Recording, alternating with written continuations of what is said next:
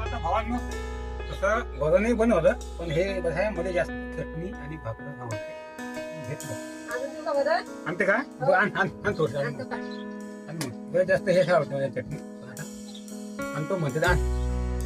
चटणी मस्त बनली सण आता, कारण हे काका टाकलं येतं बाबू काय का भेदर, पुन्हा लसण, हा मिरची.